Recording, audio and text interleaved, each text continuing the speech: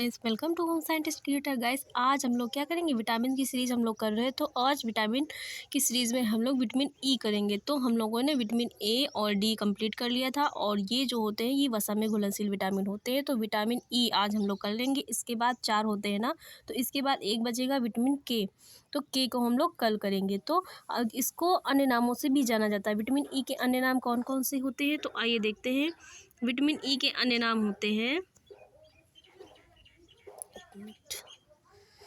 Vitamin E के अन्य नाम, विटामिन ई को अन्य नामों से भी जाना जाता है। तो इसके अन्य नाम होते हैं प्रजनन क्षमता विटामिन इसको कहते हैं, फर्टिलिटी विटामिन कहते हैं, एंटी स्टेरिलिटी विटामिन कहते हैं, और टोकोफेरॉल के नाम से जाना जाता है, बंधता रोधी विटामिन के नाम से जाना जाता है, जन्म क्षमता विटामिन कहते हैं इसको, एंटीऑक्सीडेंट विटामिन भी कहते हैं। तो गैस एंटीऑक्सीडेंट 3 विटामिन होते हैं, जिसमें विटामिन ए, विटामिन सी और विटामिन ई 3 आते हैं। ये तीनों एंटीऑक्सीडेंट विटामिन होते हैं।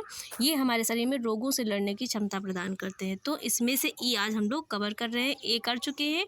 और इसके बाद हम लोग क्या करेंगे, जब ये वाली सीरीज़ कंप्लीट हो जाएगी उसके बाद जब जल में घुलनशील विटामिन करेंगे तो विटामिन सी को उसमें जानेंगे। तो आगे देखते हैं। इसके हम लोगों ने देख लिया। अब देखते हैं विटामिन ई कहाँ से लिया गया। तो विटामिन ई क्या है, ग्रीक भाषा का शब्द है।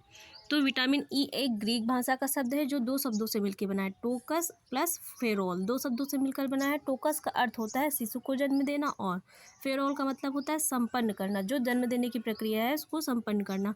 और इसमें जो ओ और एल लिखा जाता है, ये इसका मतलब होता है एल्कोहल। तो ओ और एल का मतलब होता है एल्कोहल। तो ओ और एल को अल्कोहल से दिखाया जाता है। विटामिन ई का रासायनिक नाम क्या होता है, तो विटामिन ई का जो रासायनिक नाम होता है वो होता है टोकोफेरॉल। इसको रासायनिक भाषा में विटामिन ई को टोकोफेरॉल कहा जाता है। इसकी खोज 1922 में इवांस तथा बिशॉप ने करी थी। विटामिन ई का रासायनिक सूत्र होता है C29H50O2 होता है। इसको इस सूत्र से विटामिन ई को क्या है दिखाया जाता है। इसके बाद इसकी प्राप्ति के स्रोत देखते हैं। विटामिन ई का सबसे रिचेस्ट स्रोत क्या होता है, गेहूं तथा मक्का के भ्रूण के तेल में सर्वाधिक मात्रा में विटामिन ई प्राप्त होता है। जितने भी तेल होते हैं, जितने भी वनस्पति तेल होते हैं, और जो भी तेल वाले वो पदार्थ होते हैं, जैसे कि मूंगफली हो गया, अलसी का तेल, सरसों का तेल, सोयाबीन का तेल, ये सब विटामिन ई की प्राप्ति के स्रोत होते हैं।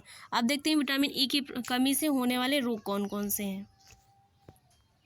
तो विटामिन ई की कमी से होने वाला रोग है बार बार गर्भपात होना। जिसके शरीर में विटामिन ई की कमी होती है उसके शरीर वो क्या होता है, बार बार गर्भपात की समस्या देखने को मिलती है, अबॉर्शन की। उसके बाद बांझेपन की समस्या, हृदय रोग, त्वचा संबंधी विकार, शिशुओं में रक्ताल्पता का मतलब होता है खून की कमी, और एनीमिया इसको बोला जाता है, एनीमिया। मधुमेह देखने को मिलेगा, डायबिटीज़, और मांसपेशी ऐंठन, मस्कुलर डिस्ट्रॉफी देखने को मिलता है।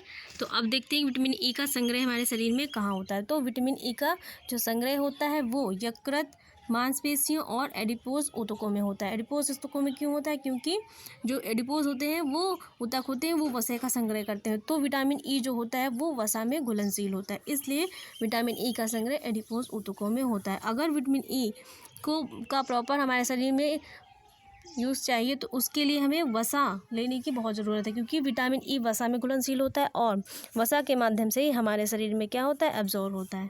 तो गाइस आप लोगों को क्लास कैसी लगी, अगर क्लास अच्छी लगी हो तो वीडियो को लाइक, शेयर और चैनल को सब्सक्राइब करना मत भूलिएगा। इसके बाद हम लोग नेक्स्ट विटामिन करेंगे जो होगा विटामिन के, और मिलते हैं नई वीडियो में आप। तो थैंक्स फॉर वॉचिंग गाइस।